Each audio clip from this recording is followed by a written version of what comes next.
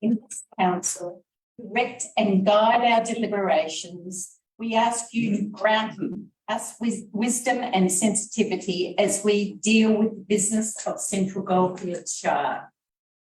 May each decision that we make advance the well-being of all our residents. This we pray.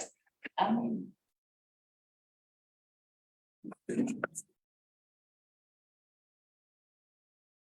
Before I commence, we are altering the order of the agenda. Item 11.1, which is a confidential appointment of independent member. I am seeking a motion to change that item up to 8.10. They're happy to move a suspension of standing orders to achieve that amendment. Thank you. Seconder? Gerard. Thank you, Councillor. Thank you, Councillor Meadows-Taylor. With that, Madam, they're happy to move a resumption of standing orders again. Seconder? Councillor Murphy. Thank you. All right, we'll have a vote on that. Let's vote on that. Thank you. And that's unanimous. Apologies for tonight is Councillor de Villiers. We have no leave of absence. Conflicts of interest. Councillor Murphy will be going out of the room at 8.4. Sitter.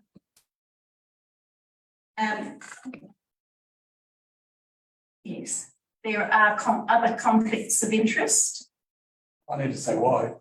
I'm out of the room at 8.4. 8.4 is it's a tender for retailing the Maryborough Sports and Leisure Centre. I am the contractor. I am the contractor for the Maryborough Sports and Leisure Centre. Councillor Long. Madam Mayor, I would like to declare a conflict of interest for item 8.2, the Community Grants Program. I am the ambassador for the Denali Gold Rush Festival, and the Denali Gold Rush Festival is mentioned in this report to receive funding through the Community Grants Program. So I will be leaving the room. Thank you. Thank you. Confirmation of minutes from previous council meetings. There are two confidential draft minutes, and that's 5.1 from council meeting dated 27th of June 2023, and also 5.2 confidential draft minutes of the council meeting dated 22nd of August 2023. Can I take them as read? We move those minutes. That is unanimous. Thank you very much. There's no minutes of there's also oh yes, 5.3, we've got the draft minutes of the council meeting 22nd of August. So there's 3 in all that we are endorsing tonight. Endorsed. Thank you. Councillor Brown. Thank you. Minutes of delegated advisory committees, there are none. Petitions, there are none. And now we get to item number 8, officers' report. 8.1, the annual financial and performance statements 2022-2023. May I have a mover, please? Councillor Geoff Lovett. May I have a seconder, please? Councillor Murphy. Councillor Lovett. Thank you, Madam Mayor. I would like to move that Council 1 gives its approval in principle to the annual financial statement and performance statement for the 2022-2023 financial year. 2, nominates and authorises 2 councillors to certify the financial and performance statements in their final form on behalf of and with the full authority of the council. Councillor Murphy, you've already stated that you are seconding. Would you like to speak to that, councillor? Thank you, Madam Mayor. The financial reports for financial year ended 30 June 2023 have been prepared in line with Australian accounting standards and the Local Government Act 2020. Prior to submitting its financial and performance statements to the Auditor General, Council must formally review the statements and pass a resolution giving in principle approval. It is also a requirement that Council's Audit and Risk Committee has given its principal support to the statements. This was done at a formal meeting yesterday.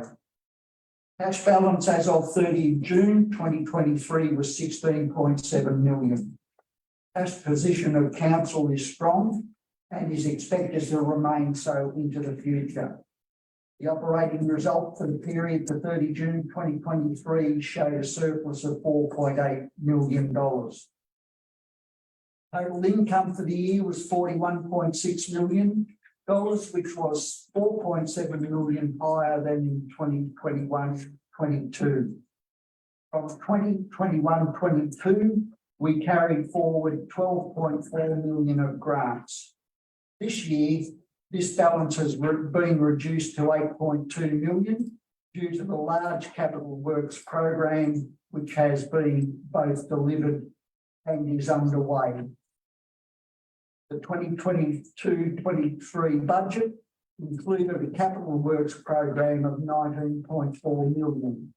A finalised capital works program of 14.6 million was achieved. This result is that Council achieved 75% of the CapEx budget. The balance sheet remains in a strong financial position with a real cash position of 7.8 million, a working capital of 125%. And I need to report that yesterday at the Independent Audit and Risk Committee held quarterly, the Chair, John Watson, formerly CEO of Local Government Victoria, made a special comment about the quality and breadth of our annual financial statements. He congratulated the CEO, saying that it is one of the best reports he has seen, and asked her to pass his comments on to our CFO and all the financial staff. So we saw that very much as a positive for these statements of Central Goldfields Shire's performance for the last 12 months. Thank you, Councillor Lovett. Now, it has been pointed out that in item number 2 nominates and authorises 2 councillors. Who are those 2 councillors? The Mayor and Councillor Murphy. Thank you very much. So that will be the Mayor and Councillor Murphy. Is that what you're requesting? Thank you. All right, Councillor Murphy, would you like to speak to that? Councillor Lovett really has talked on the main issues. I just would like to say that overall the total carried forward was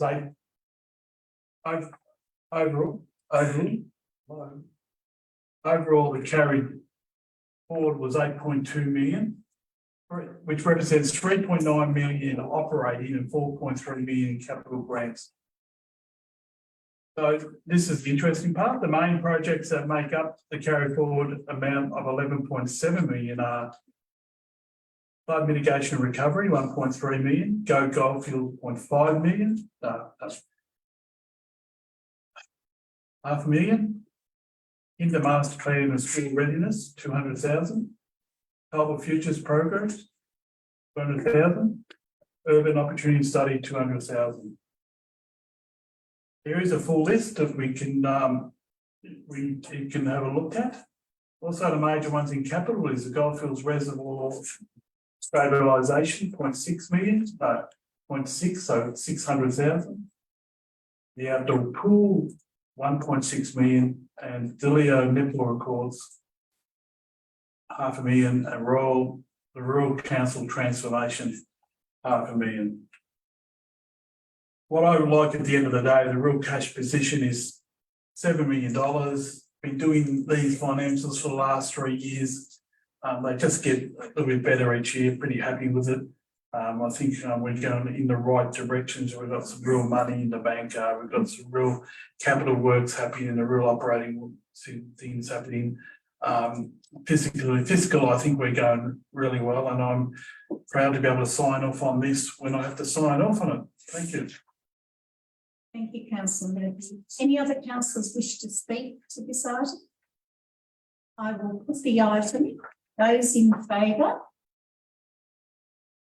Those against? Nil. I move that motion. Moving on to items 8.2, Community Grants Program. I believe councillor Long, you're moving out now. Thank you.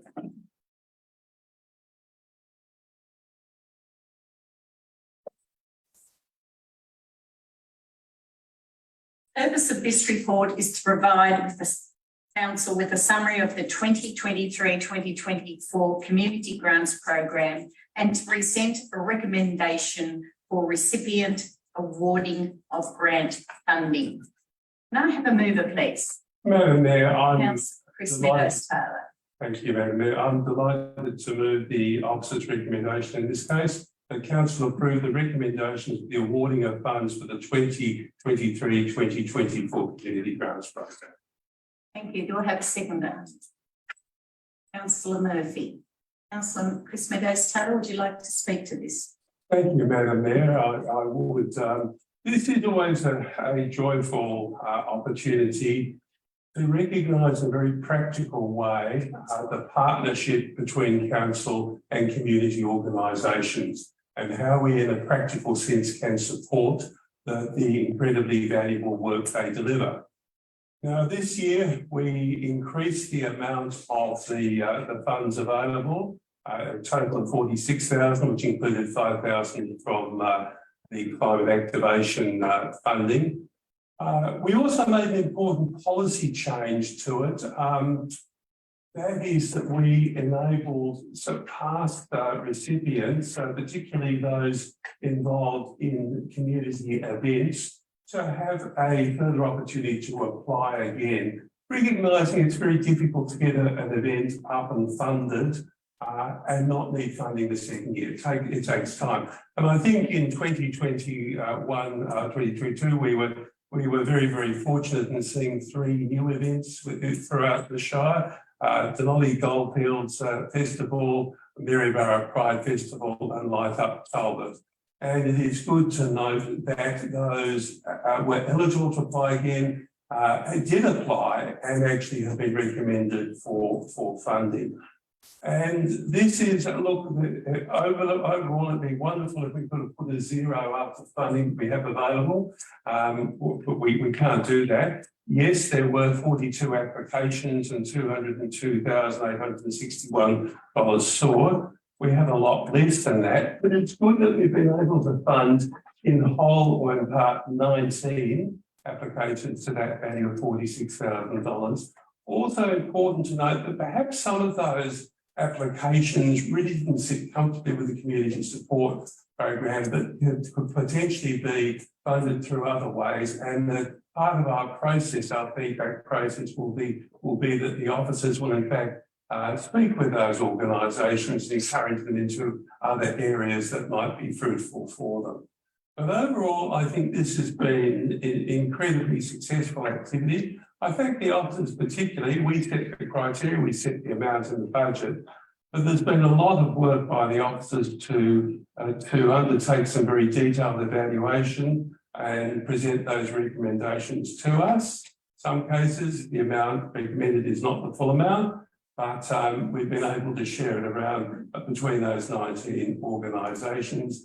But it is overall, we started on a low basis in 2007 when we had $5,000 for the first community grants program, and we limited the applications to $500. We've come a long way since then.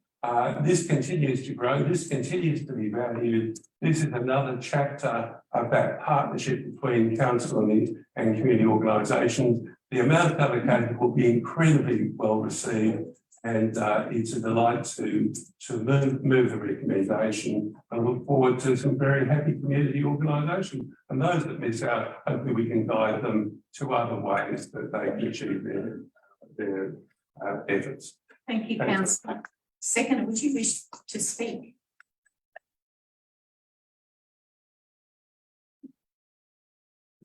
Yes, I do.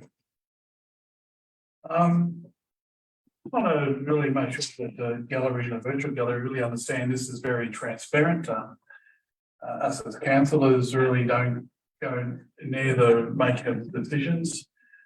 It's brought before us to just oversee it, look at it, but it's a situation where probably in the last 3 years or so, there's been this transparency that the council officers make this, look at it, so there's no little things from a councillor saying, oh, what about this group, or what about that group, or what about this? It really is a transparent, very, very transparent, which is good. And as Councillor Meadows Taylor said, it's gone from $500 in 2007 or 5,000. I think it was about 20,000 3 or 4 years ago. Was that right? Yeah, about 20,000 3 years ago, 4 years ago. Now it's being moved up to 46,000, and we're giving more people more programs a chance. And it'll evolve over the next few years. It may go up to 50,000. There might be a few more stringent things that they have to do with it. But in general, happy with the outcome of the situation. Thank you. Thank you, councillor. Do we have another councillor wish to speak? Councillor Sprout. Thank you, ma'am. I don't begrudge any community group or organisation getting money from projects. I wish we could fund them all, but obviously we can't, which means that every application, every group are effectively in competition with each other. This is where it's important to have good guidelines and evaluation criteria in place, and I believe we do. So I'm a little bit bewildered why the Goldfields Community Festival and Pride 24 were only part funded, given the other festival-based applicants were fully funded. The Community Festival was an incredible event for the community and was well received by all attended, but my focus here is on the Pride Festival. And for clarity, Pride Festival was not a recipient of community grants last year, but was a budget item on its own.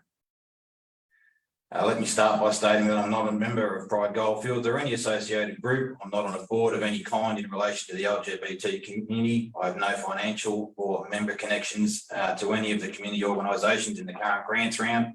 I've always had a drive to see better recognition and support of the rainbow family in our community, and I also value and respect the goals of our youth council, of which Pride 24 addresses 2 of their priorities. I would also add I have no connection with any grant applications for the community grants. The community grants evaluation criteria 1 item in criteria 1 states demonstrated evidence of alignment with the strategic objectives of the council plan 2021 to 2025. In our strategic objection 1.6 specifically mentions celebrate and recognise LGBTQIA+ diversity. In my opinion, Pride 24 aligns directly with this objective. In strategic objective 2, our growing economy, item 1.10, improve the community perception of the Shire and strengthen the aspirational culture. The number of comments I heard on the day and after Pride 23 was that they never thought Maryborough would ever have such an event like this, and it was great to see us host such a wonderful event. One item in criteria 2 was the evaluation states number of positively affected partners and the audience and participants involved. Pride 23 had an estimated 450 attendees and joined multiple other organisations and groups together on the one day. Another festival in this grant, which has been fully funded, was reported to have around 200 attendees. So I question the accuracy of the evaluation on this point. In our tourism and event strategy key themes, shift the narrative around the Shire's identity and perception. Pride Festival 23 made a positive change to the image of Maryborough and the Central Goldfields Shire. The amount of responses on the day, again, that we had a great event, says that Pride 24 will be as well received. Support and leverage the emerging arts and culture sector. Pride Festival gave opportunity for local artists to perform and encourage arts and culture presentations through discussions at school. In our health and wellbeing plan, it states community health and wellbeing is at its core of creating a vibrant, thriving and inclusive community. Investment in youth and in early prevention of health issues, to prioritise social connections and address mental wellbeing, to create positive perceptions about life in the Shire and increased opportunities for social interaction. These can all be linked to the running of our community, albeit not exclusively, but all of these can be achieved through Pride Festival 2024. Foster social connection and diversity, promote violent-free social events for youth, publicly celebrate gender equity actions, and celebrate community leaders who are from diverse genders, cultures, abilities and age. Again, all along with Pride Festival 2024. Time, councillor.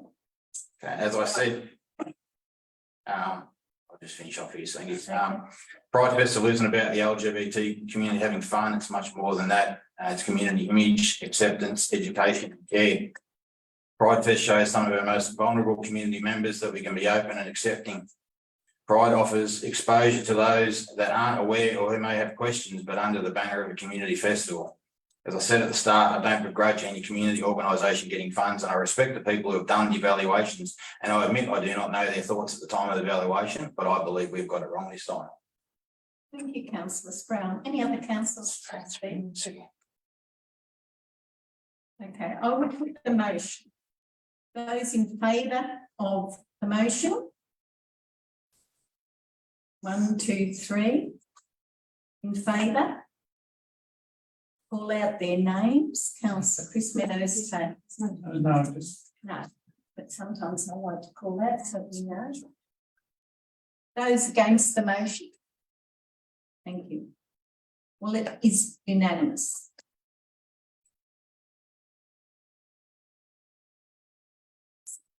That is carried.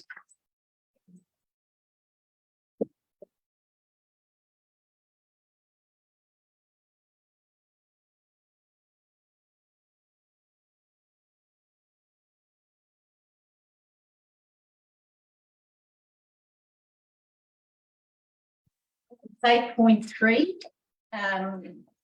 Purpose of this report is to consider the award of contract for Delidio Recreation Reserve Netball Courts redevelopment.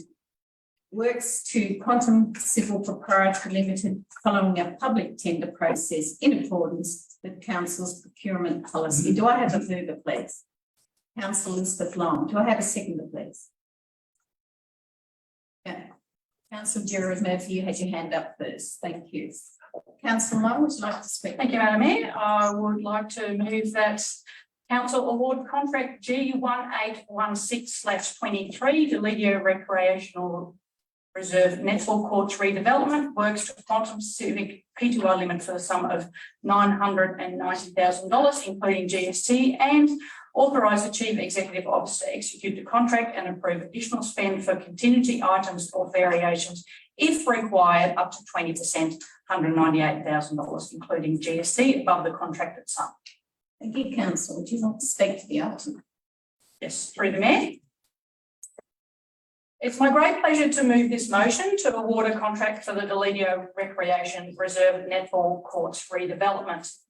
This redevelopment project is one of Council's priority project and has been eagerly anticipated by the local community. Currently, the Denali Football Netball Club operates a single netball court which requires an urgent upgrade. A second court on the site is no longer playable, nor do the current facilities meet lighting requirements. The court contains poor court services beyond repair, have limited seating and no designated disability access. Central Goldfields Shire Council has been successful in securing state government funding to construct 2 new hard courts and associated infrastructure at the Delidio Recreation Reserve. 12 months after I was elected as Flynn Ward Councillor in October 21, I met with Miss Katie Lovell from the Denali Football Netball Club in Denali to discuss the poor state of the courts, and a draft netball complex vision that the club had drafted up was passed to me. At the time, I didn't know if it was ever going to eventuate for the community, but here we are, just a couple of years later, with funding secured, plans drawn up, and a hard-working project control group set up with monthly meetings that I attend. I would like to thank CEO Ms. Roffey and her staff for the power of work that has gone on behind the scenes to finally bring the awarding of a tender to council. The tender is within budget, but does not allow for an additional approximately 20% of additional budget, 198,000, including GST, for contingency items and potential variations. So contingency items are, for example, if costs of materials go up or any other unforeseen items crop up. This 20% contingency will be funded through council savings in their capital works program, but be mindful this may not actually be needed. It's a contingency. By funding the contingency budget through savings across the capital program, the award of this contract will not impact council's overall capital budget position. This is a very exciting time for the Denali's netball community, and I anticipate, fingers crossed, 2 brand new courts, 1 new netball and 1 tennis multi-use court, new player shelter and bench seating, pedestrian pathways, a new LED floodlight system, a drinking fountain, landscaping and fencing for the 2024 season. Thank you. Thank you, councillor. And councillor Murphy, would you like to? I've got a few things to say. This is a very positive thing for Denali, very positive. But I need to ask the manager or the director, Matthew Irving, about, I'm pretty sure you're in charge of this one. It doesn't say netball poles or tennis net and tennis poles and or the holes for the netball poles. Is that part of it? Is that going to be part of the tender, or is that something that's going to remain later on? You're referring to where the poles go into the courts. It doesn't say netball poles, and it doesn't. And logically, it wouldn't be netball poles. Yeah, so all infrastructure that's associated to ensure that people can play the sport, including poles and all that sort of aspect of things, is included in the scope and the project. Thank you. Secondly, this is great for the Denali netball club, but also it's great for the Denali Primary School. The primary school is right across the road from this site, and they've been coming over the road playing on those and doing their sport on those netball courts, on that netball court, and the older one as well. So having 2 brand new facilities there for the Denali Primary School to use, play netball, play tennis, play rounders, play any ball sport really. They could have a bit of soccer on the courts. They could do lots of things on those courts, and that will be very good for the Denali Primary School. And I think that's another bonus out of this because they're right near the course. Thank you. Thank you, councillor Murphy. Any other council wish to speak to this item? I'll put it to the vote. All in favour? Any against? No one against. This is carried. Item 8.4, the Maryborough, and I suspect councillor Murphy will be leaving the room.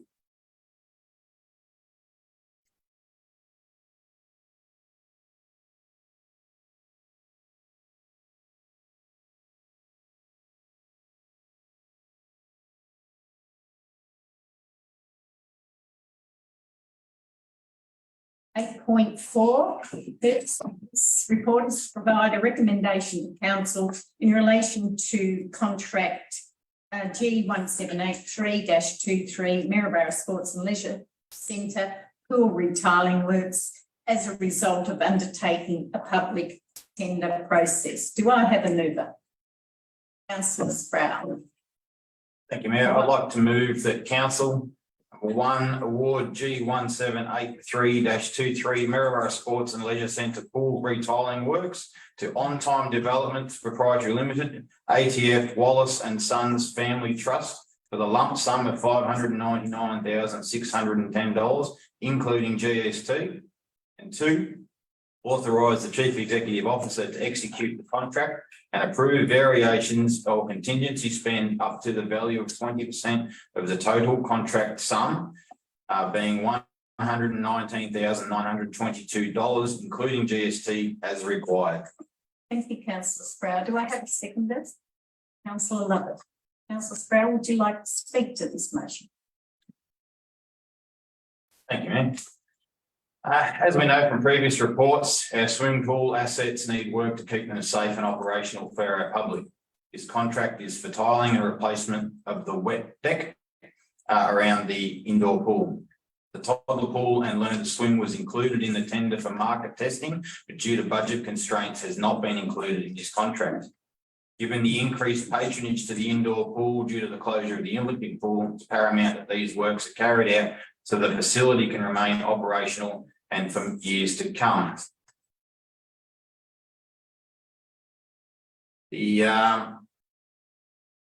Given the specialised nature of tiling commercial aquatic facilities, tenderers were asked to demonstrate they had the below minimum experience, which was minimum of one large-scale full retiling project of a commercial pool, minimum of 6 large-scale full retiling projects of a commercial pool, competition pool completed within the last 5 to 7 years, and a minimum of 3 references to verify the successful completion of any of the projects carried out prior to. And the final contract sum came back approximately $50,000 over the budget allocated to this phase of the project. However, there is budget available to absorb this amount and it will not impact council's overall capital budgeted position. Thank you, councillor. Thank you, Madam Mayor. The only thing I'd like to say, adding on to what Councillor Sproul has said, when we put this out for tender, we were hopeful that we could retile all 3 pools, the 25-metre pool, the toddler's pool and the learn to swim pool, but unfortunately due to the tender received, we can only do the 25-metre pool. So that was a little bit disappointing that we can't do the toddler's pool or the learn to swim pool at this time. Thank you. Thank you. Would any other council wish to speak to this motion? Well, I'll put the motion. Those in favour? Those against? None against? This is carried.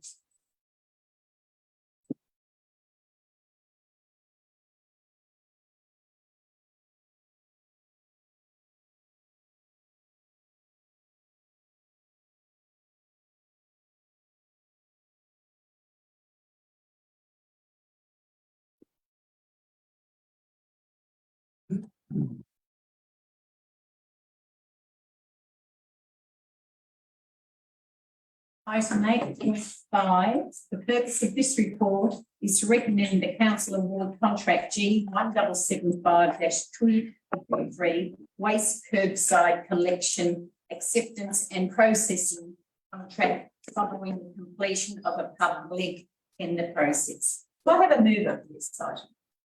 Councillor Sproul. Thank you, ma'am.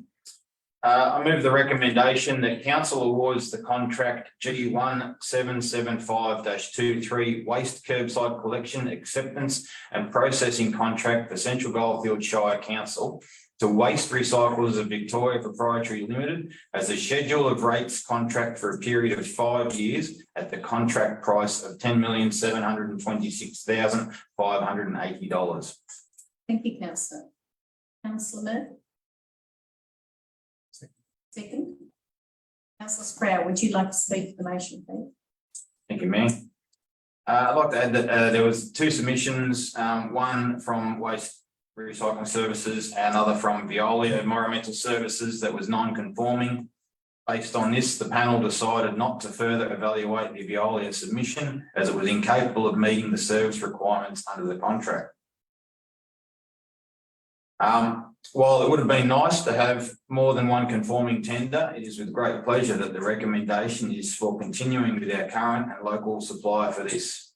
It wouldn't be the first time I've said that waste is a constantly evolving, and having a local company engaged would make it much easier to deliberate and enact any changes that may be necessary going forward. Our current collector is local and well respected in our community and provides an excellent service. But I'd also add that recently I've seen some positive comments on social media for them. I'm more than happy to move this motion. Thank you, councillor Sprout. Councillor Murphy. Thanks, councillor Sprout. I just want to add that this is our largest ongoing contract. So this is something to which we are paying out $10,726,850 is our largest contract. So per year it's something like 2,000 a year, something like 2,000 a bit a year. So what it is that more we look at these sort of things is that waste is very important. Waste costs money. Recycling costs money. So when we go back to what's important about the Shire, people can hound me down a bit, but roads, rubbish and rates are rubbish. This is one of them. So we have to be conscious that we're making sure it's right. So physically the money is right. There's very good, it's a very good outcome for the council. And as Councillor Sprouse said, it's a local contractor. Very good outcome for the locals working within that contract, local owners, and it's all a win-win situation. There's been many a time over the years that we need more bins, or can we get more bins down at Energy Breakthrough? Or can the footy club have more bins? And they're out there just like that. I've seen it, I've asked for it, and Energy Breakthrough is just a thing that we can look at and say, well, look at that, Highland Games, the football finals, and they're always there. So I'm happy it's a local contractor. I'm happy it's our largest contract we actually do in this Shire year on year. And I recommend it. I just think it's good as local, and it's good that we're really looking into one of the others, the rubbish. Thank you.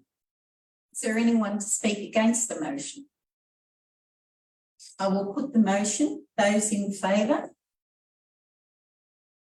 Those against? Nil. This motion is carried. Moving on to 8.6. The purpose of this report is to request endorsement from Council on the Central Goldfields Early Years Infrastructure Master Plan. Do I have a mover? Thank you, Madam Mayor. I'm happy to move the motion. It's slightly different, only slightly into the officer's recommendation. The motion is that Council 1 endorse the Central Goldfields Early Years Infrastructure Master Plan. 2, undertake further investigative work to determine the most appropriate location for the Early Years Integrated Hub. It simply omits the words Central Business District so otherwise it's identical. I'm happy to move that motion, Madam Mayor. Do I have a seconder to this motion? Councillor Long. Councillor, would you like to speak to this? Councillor Chris Meadows-Taylor. Thank you, Madam Mayor. I mentioned before in relation to community grants, which dated back to 2007. This 2007 must have been a good year. It was that year that Council at the time commissioned independent researcher, Dr. Marcia Ferry, to do research into issues of disadvantage, the focus on the early years and what needed to be done. Coming out of the Go for Gold report, as it then was, basically provided the business case for Go Goldfields, which was funded first initially in the 2010 budget. What Go Goldfields sought to do, and this is so relevant to this particular proposal, is to recognise that the delivery of services in the early years was fragmented and silo-based from a number of different providers in different locations, Ballarat, Bendigo. Those silos weren't connecting or speaking with each other.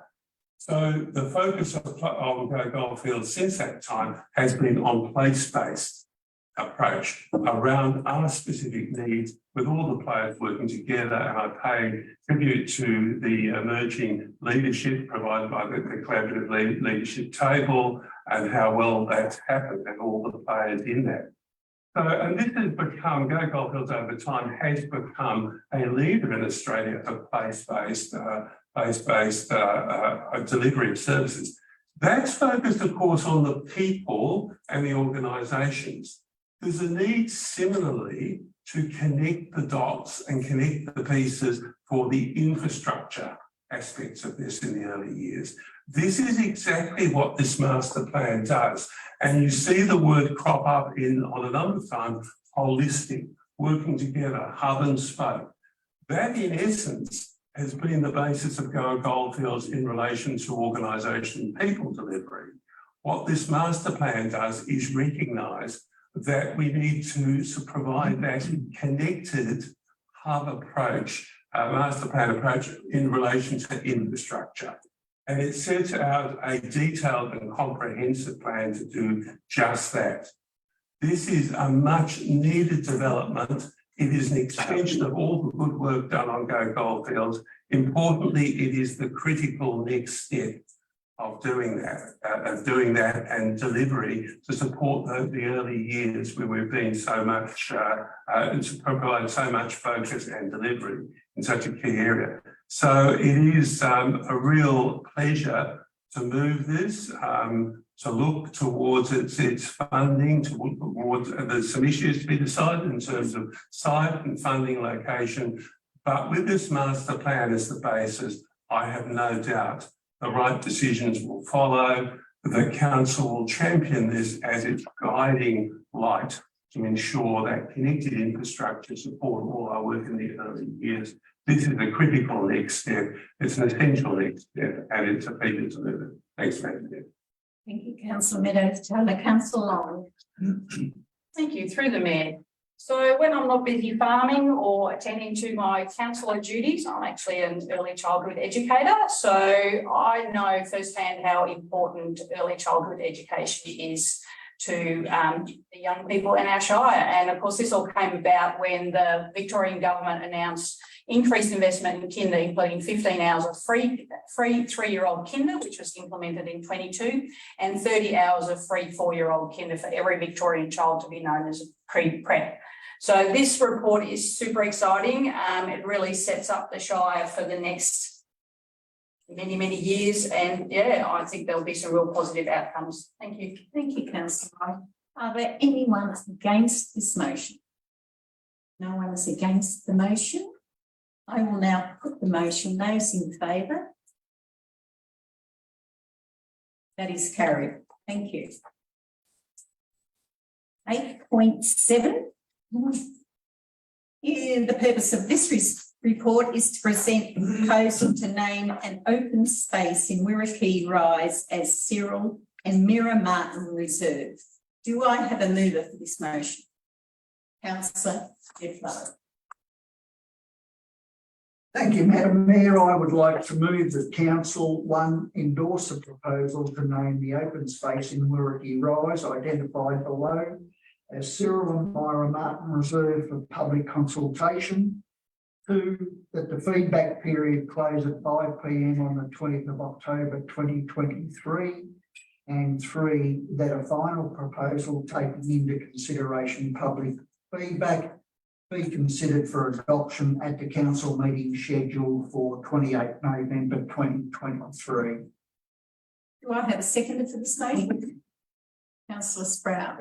Councillor Lovett, would you like to speak? Thank you, Madam Mayor. The proposal to name the open space Wirrikee Rise Cyril and Myra Martin Reserve, if adopted, will honour one of Maryborough most respected families. With Cyril away serving with the RAF during World War II, in 1942, Myra made the decision to relocate the family from St Arnaud to Maryborough. Following his discharge, the family made the decision to remain in Maryborough. Cyril established a removalist business and took on the agency for Mobil Oil. Both businesses helped in Maryborough's post-war recovery and reconstruction. In 1959, the family purchased a magnificent Cootes house at number 72 Sutton Road and converted it into a motel, only the 5th motel in country Victoria. For many years, the Martins ran garden parties in the expansive gardens of the house, raising large sums for numerous organisations, including the fund money to build the RSL Hall and the Ladies' Comfort Station that was in Phillips Gardens. Cyril was a prominent businessman and Rotarian. He coached Church of England Football Club to 5 premierships, started the Maryborough Pony Club, being president for many years, and was a stalwart of the Maryborough Agricultural Society, being rewarded with life membership for his services. Myra had a lifelong love of dancing, starting as a 5-year-old in Fitzroy. In 1929, she taught her first class at the age of 14, and 80 years later was still teaching. In 1930, she won a scholarship to train in London. In 1942, after moving to Maryborough, she opened a dancing school in Maryborough and taught 4 generations of boys and girls she always referred to as her littlies. As the years went by, Myra taught the daughters, granddaughters, and great-granddaughters of her first students, a remarkable outcome. At the age of 95, Myra could still show her students how to do the splits. Mrs. Martin was a tireless community worker, kindergartens, schools, clubs, Cubs, Maryborough Hospital, Church of England and Maryborough football clubs, the Pony Club. For 50 years, she trained debutantes and their partners for balls, and for 30 years, Myra taught ballroom dancing to 404 students. I know this because I was one of them. That's why I'm so light on my feet. And it's interesting to note that we held those classes in what is now the Station Cafe and Restaurant. Mrs. Martin never sought personal reward, but her contribution was recognised with Citizen of the Year, a British Empire Medal and an OAM, along with numerous life memberships. Myra lived to celebrate her 100th birthday and said her proudest moment was to receive a card from Queen Elizabeth. Just before her death, I implore my fellow councillors to vote in favour of this worthy motion. Thank you, Councillor Lovett. What a fantastic history. Councillor Sproul. Thank you, Madam Mayor. As Councillor Lovett has already mentioned, and as the report states, Cyril and Myra Martin did have a long and distinguished history with Maryborough, and whilst it's unfortunate the original road naming was refused, I'm pleased that their legacy is acknowledged with the naming of this reserve. And I'd also like to acknowledge Councillor Lovett in his role in seeing this get up. Anyone against this motion? No one against this motion. Would you like to speak to this motion? Councillor Murphy.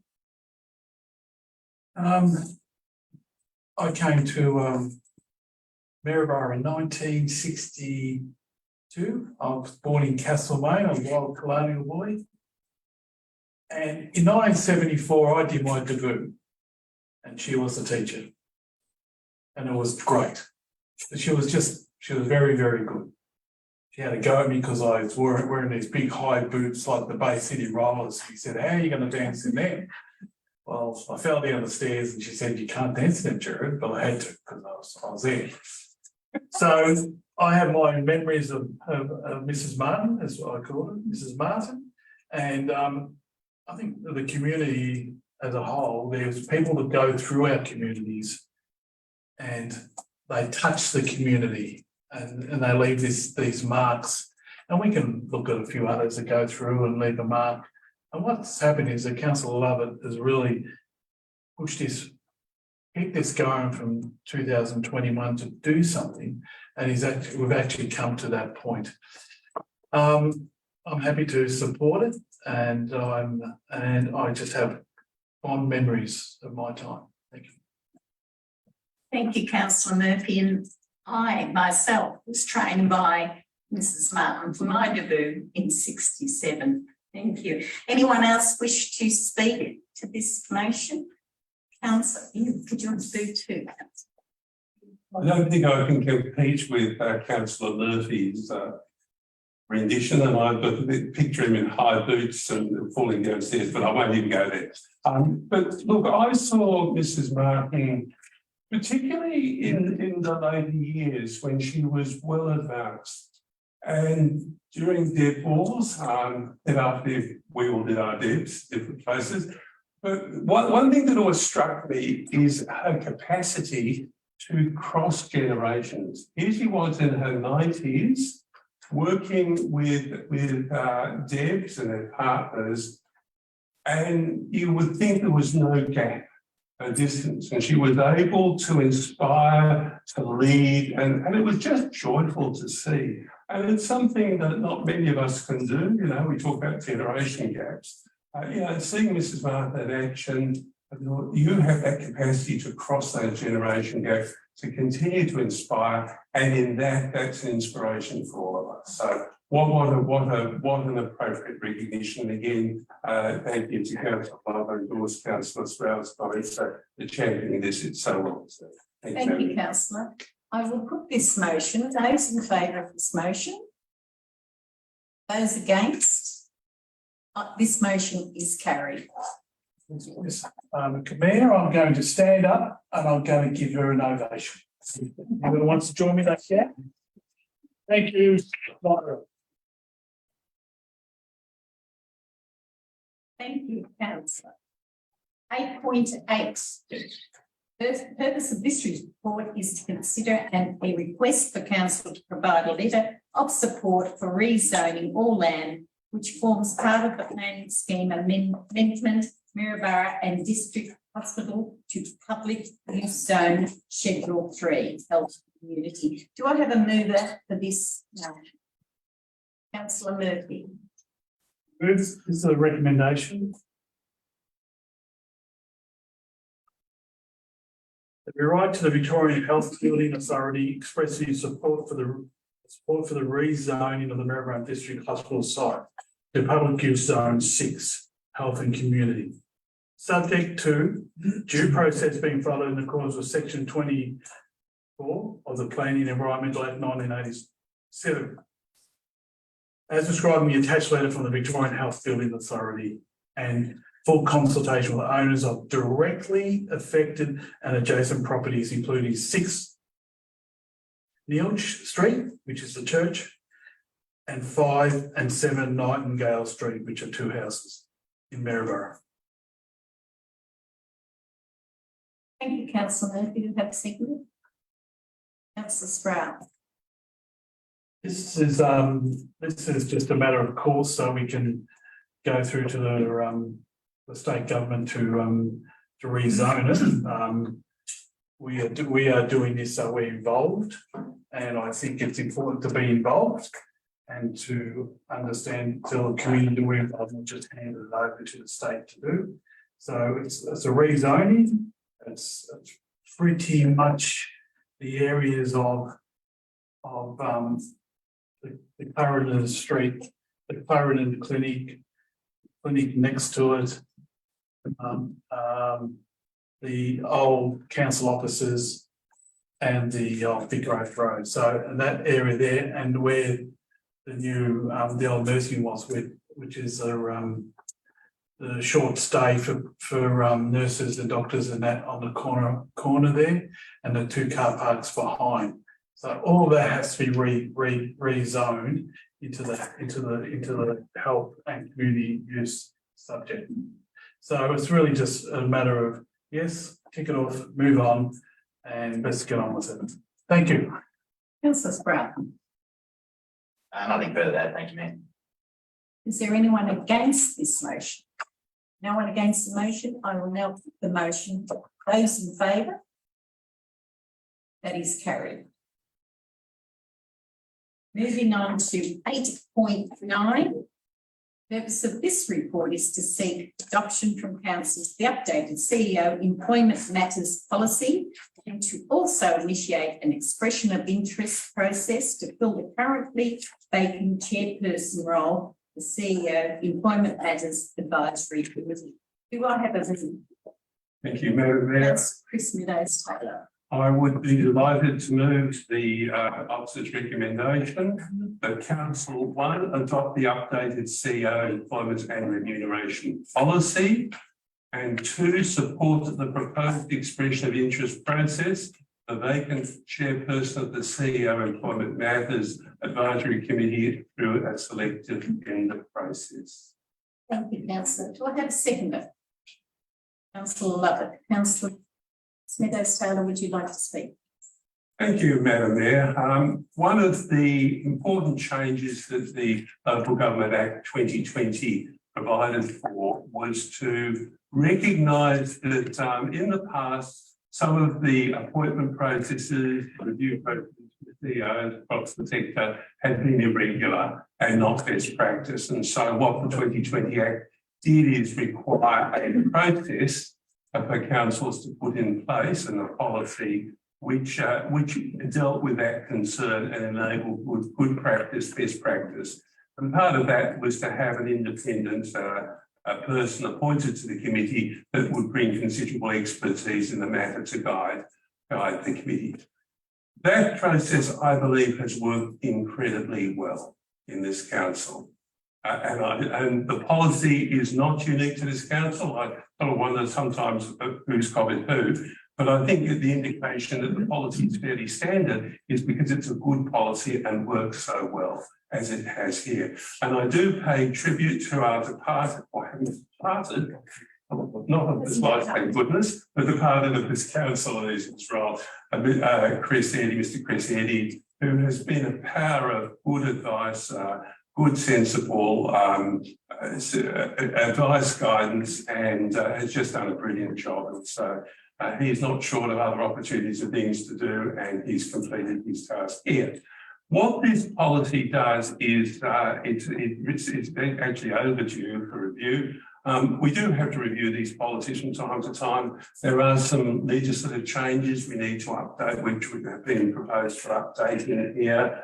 Also, some clarity in relation to confidentiality provisions and section 3 in brackets F of the Local Government Act, which deals with the need to be to respect the need for confidentiality dealing with people's individual circumstances and to ensure that we have appropriate confidentiality.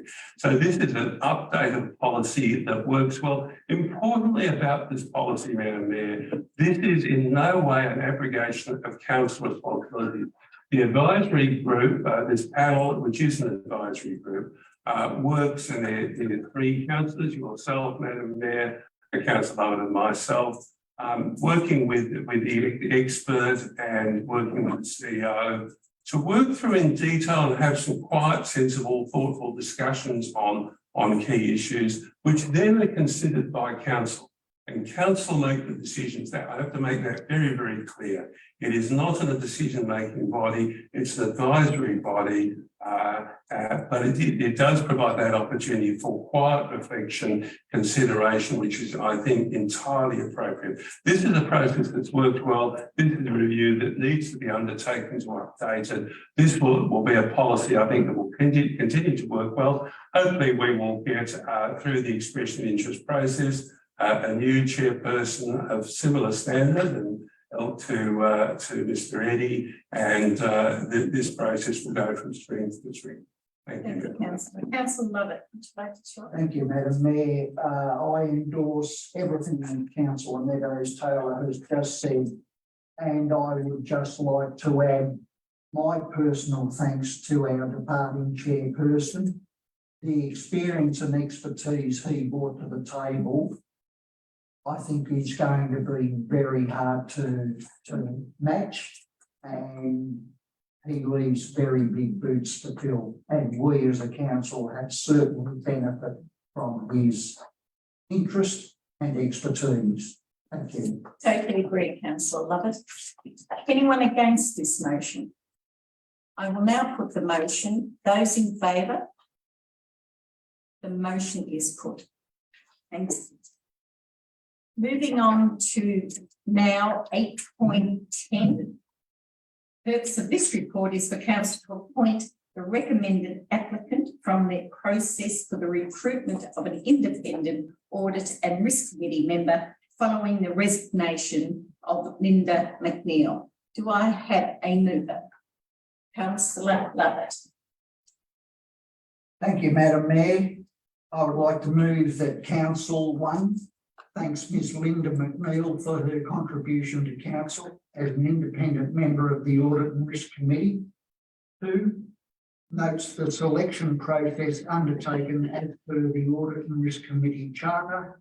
And 3, adopts the selection panel recommendation that council appoint Mr Richard Anio for a period of 3 years. Do I have a seconder? Councillor Murphy. Councillor Lovett, would you like to speak? Thank you, Madam Mayor. I would personally like to thank Linda McNeil for her contribution to the Independent Audit and Risk Committee. She brought a wealth of experience specifically in risk management, which is probably where we have been lacking in the past, and she certainly brought that to the fore. Sadly, she had to resign because of family reasons, and we accept that.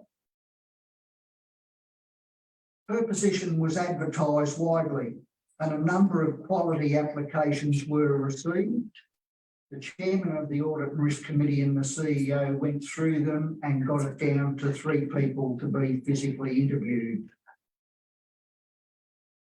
I had the honour of sitting on that selection panels, and all 3 applicants were of the highest quality, and it was a very difficult appointment to make. The recommended appointee, Mr Anio, is a highly qualified and experienced CPA, auditor and risk management practitioner. He spent a decade in Asia working for one of the big 4 accounting firms and gained an incredible amount of experience in large industry. Some years ago, he decided to relocate to Ballarat, setting up his own business. But in doing so, he made a conscious decision to get involved in community organisations. He currently sits on a number of local government advisory committees, hospital board, aged care facility board, and is currently a member of the Ballarat Cemetery Trust. If appointed, this applicant will greatly strengthen Central Goldfields Shire's Independent and Audit and Risk Committee, which is already very strong. Thank you, Madam Mayor. Seconder, would you like to speak to this motion? Just want to talk about the Audit and Risk Committee in the charter. A lot of people wouldn't know this, that the audit is, the council must establish an audit and risk committee which must consist of a majority of members who are not councillors. So we have 3 members who are not councillors and 2 councillors. And they must have expertise in financial management, risk, and in the public sector management, which we have. The Audit and Risk Committee is a formally appointed committee responsible to the council. Its role is to report to council and provide appropriate advice and recommendations on matters related to the Audit and Risk Charter. Made up of 5 members, including the chair, an independent member, 2 councillors and 2 other independent members. So what I'm really trying to say here is that there's 5 on the committee, 3 are independent, and Linda has moved on in her life. We've developed a new person's come in, which Councillor Lovett has talked about that person. We've been very lucky to have the chair, John Watson, and one of our independents, Robert Tomasini, since 2017. Very happy with that. And John Robert are both still on different audit committees.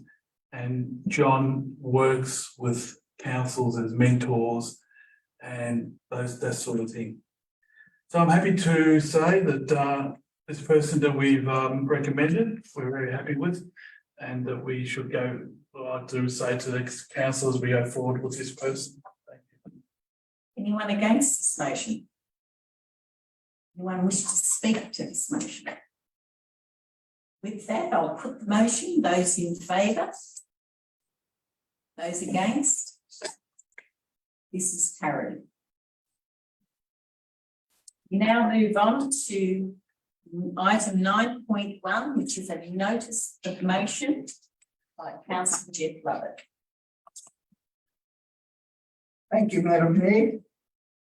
I would like to move that council endorse the proposal to recommence holding ordinary council meetings in the council chamber of the Maryborough Town Hall, subject to the completion of it being refurbished to satisfy contemporary meeting requirements, whilst at the same time retaining the chamber's historical significance.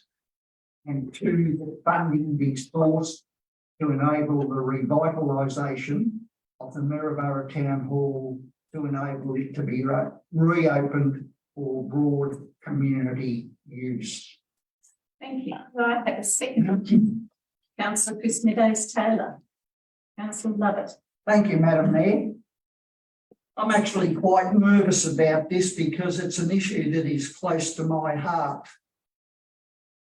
About 12 years ago, a decision was made that council meetings would no longer be held in the council chamber of the Maryborough Town Hall, but relocated to the community hub. The reason given was that this was closer to the Shire's administration base, meaning less disruption to staff. Since then, weekly briefings and ordinary council meetings have been held at the hub. In my opinion, this is just another example of efforts to diminish the importance and standing of council, either intentionally or otherwise. Currently, throughout Victoria, local government is constantly under attack by the state government, with government ministers taking every opportunity to criticise councillors and councils and councillors daily the media portrayed councils negatively. To be fair, some of the criticism is warranted. Recently, we saw the Sandon report into the activities of the City of Casey with allegations of corrupt conduct of councillors and developers. And out of touch inner city councils controlled by councillors aligned to political parties, making decisions such as to ban nuclear submarines or to rename a municipality, because 250 years ago, there was a supposed connection to a Jamaican slave plantation. The community hub where council meet, where we are this evening, although adequate, in my opinion, is bland and completely devoid of soul and has no sense of history. The importance of decisions made by council, decisions that affect the Shire and its future, are diminished in the public's eye.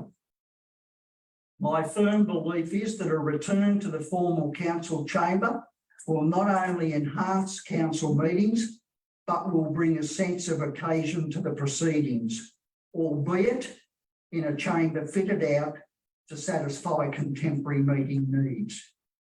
The council chamber is already steeped in history, and I would like to see this enhanced by reflecting the diverse nature of Central Goldfields Shire, displaying historical items not only from the previous city of Maryborough, but from the former shires of Talbot Clunes, Tullaroop and Bet Bet. And the second part of my notice of motion The Maryborough Town Hall makes up part of the nationally acclaimed group of buildings that comprise the Civic Square. Sadly, the building has been closed for some years and is showing visible signs of deterioration. Currently, work is underway to upgrade the Town Hall's electrical system, but this is just the start. A lot of money, more than we can afford, is required to bring the Town Hall back to the required standard before it can reopen to the public. What is required is a strategic plan on how and where to source the funding required to undertake this start, a plan that needs to be well thought out, well articulated and targeted. If we don't do this, as a matter of urgency, the Town Hall will remain closed and continue to deteriorate. The ball is in our court to do something about it. Thank you, Madam Mayor. Thank you, councillor Lovett. Seconder, councillor Meadows Taylor. Thank you, Madam Mayor. I thank Councillor Lovett for bringing this motion and recognise and thank him for his championing and indeed his intense knowledge of Maryborough's history and specifically his knowledge and championing of the Town Hall, as indeed you have, Madam Mayor, and the Maryborough Council. So this has been a team effort supported by us all. I have to say, having said that, my initial thoughts about the chamber were a little different, and I became a convert to this. Initially, I thought that perhaps the council chamber would be best used for high civic occasions, mayoral elections, appointment of new council, and so on, so we could retain the existing furniture. I was actually moved by my councillor on the right, who commented that she would really like to meet in the council chamber, having not done that. I've had several years of being able to do that, as Councillor Lovett has. And that made me think, well, but really there is an inalienable right, I think, of councillors to meet in their council chamber. And yes, I thought about perhaps we could split the equipment to here and there, and that's good, thought of alternatives. And I came around to thinking that it is a reasonable and good proposition that we have council meetings up in the chamber. It does require some fitting for contemporary requirements, but I certainly would endorse Councillor Lovett's comments. Let's always maintain that wonderful historical significance and interpret some of those very special things that are there that won't be lost. So look, yes, I've become a convert from scientific occasions to regular council meetings and reflected on that a lot. In relation to part 2 of the motion, this has been in our priority projects plan. We do have to not only attend to the infrastructure, but to think very carefully of that revitalisation. How do we activate it? What is the use of the Town Hall? Because that will give us our best business case, not only achieve the funding for the infrastructure that we need, but it's secure its continued sustained use. So yes, I can support both and do support both parts of the motion, and happy to second that, and I'll be voting in favour of it, Madam Mayor. Thank you. Thank you. Do I have against? No, no one against. Someone would like to speak to the motion? Councillors, the floor. Thank you, Madam Mayor. So about 15 years ago, I joined a little community, well, it wasn't very little, it was a community group that met in council chambers then to advocate for more passenger rail. I think passenger rail had just come back, and I won't bore you with the details, but in the end we did get more passenger services.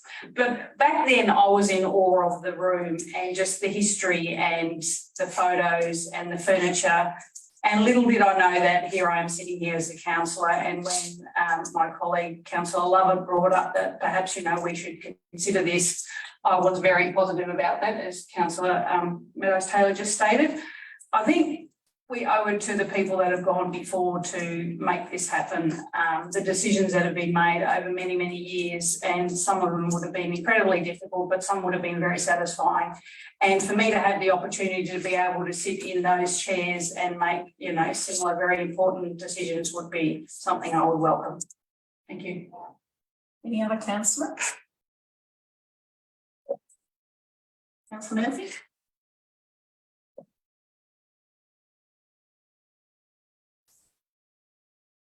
That's what I love.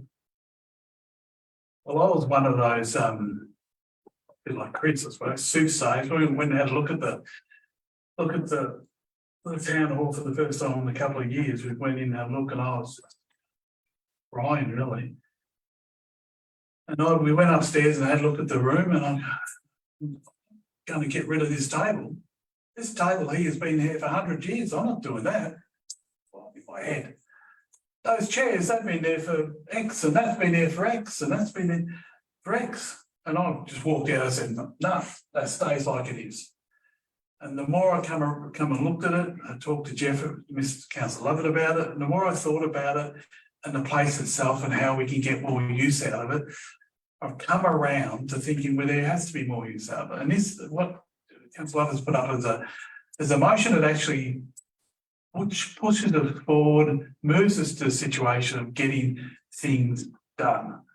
And a few times we stopped getting things done. And this town hall would fall down. It'll be crumbling if we don't do things.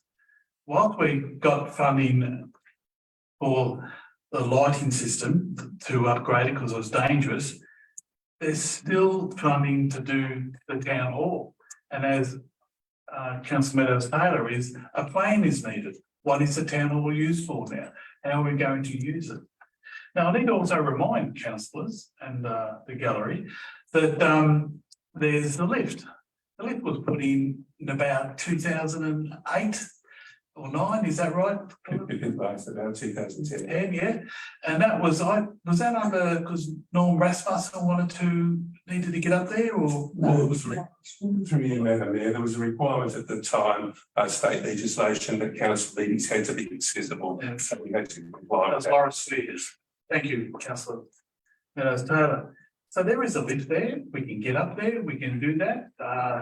Stairs are grand, but there's still stairs, so people need to get up there and do their thing. Now, there's the chairs. We've got to make sure we keep these chairs. There's a chair there from Denali or Talbot. I don't know which Tallaroop it is. And that long table, that table just can't go into oblivion. Somehow it's got to be kept upstairs somewhere so the community can see what things were like and how we can go back and look at the forefathers before us, and then in the future of what happened then. And there's a certain thing there which are really good to look at. And I'm also looking at the point of when it all gets going again, when it actually gets going again, the whole town hall is a great place for walks. You go in and do a tour and you get the Visit Information Centre, do a tour there and the art gallery, and you can go around and do everything. But I must say, Councillor Lovett, that we really do need to look at the false ceiling, which has been put in there because it must have been cold for meetings. And there's fluoro lights in there. Those two things are, to me, are things that need to go. There's a ceiling up there somewhere which will be beautiful. And I think, and also we've got to really make sure we have enough room for the gallery so everyone can come in, and it's a space where everyone can use. And we don't not just hire it out because it's a council space. It is the community space. And let's get this place by hook or by crook. Before I go, that place is going to be opened again and we'll have things there again. Thank you. Would anyone else like to speak? Councillor Sproul.